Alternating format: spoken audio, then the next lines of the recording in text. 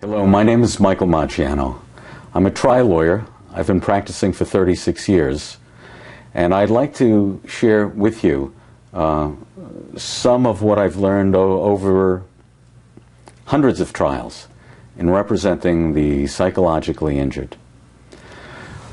One of the most important things I've learned is that this silent injury, often hidden to the treating physicians, to the lawyer, and sadly secreted away in the psychological closet of the victim, is a devastating injury that more frequently than not overwhelms and overpowers far greater than the physical injury. Post-traumatic stress disorder is frequently misdiagnosed, not diagnosed, and confused as being, sadly, a garbage pail diagnosis for somebody who is probably making more out of something than they should.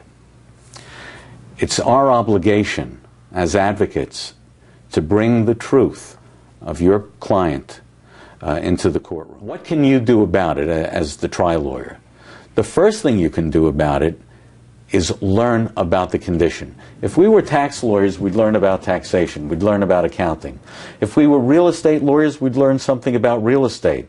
If we did tax assessments, we'd learn about assessments.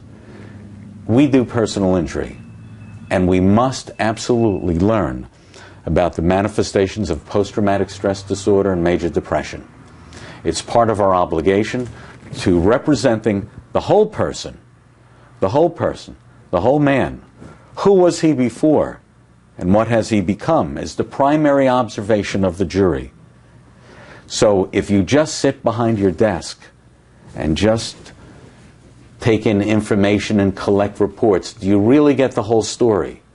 Do you really know who your client is? I say be like the good reporter. Get out there and meet the people who were in his life before he became a complaining and injured person.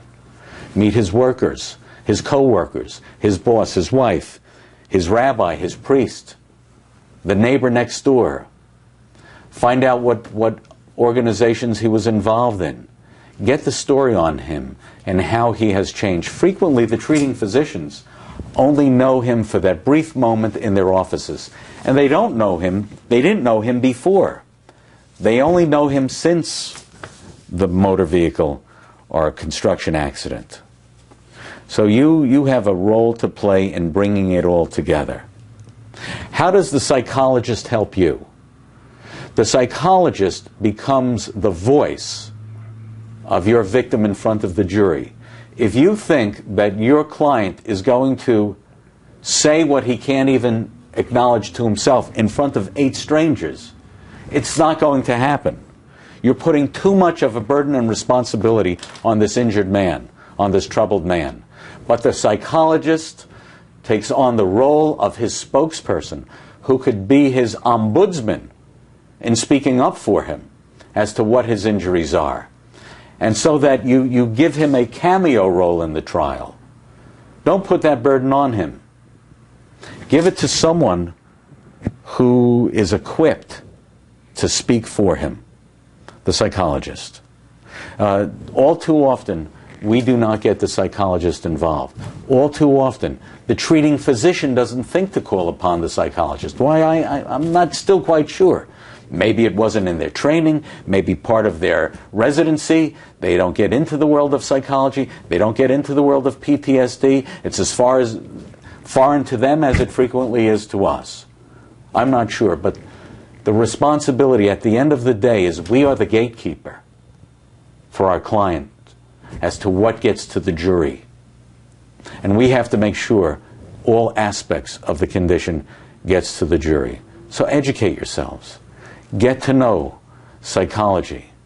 Spend a night at dinner. Buy a psychologist a dinner. Get to know them. Learn about it.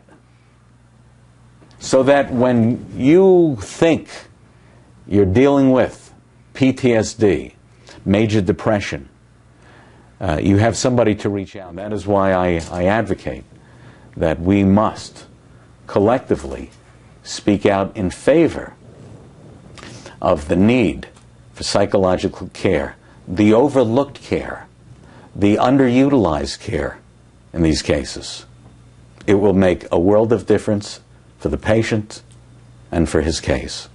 All the best.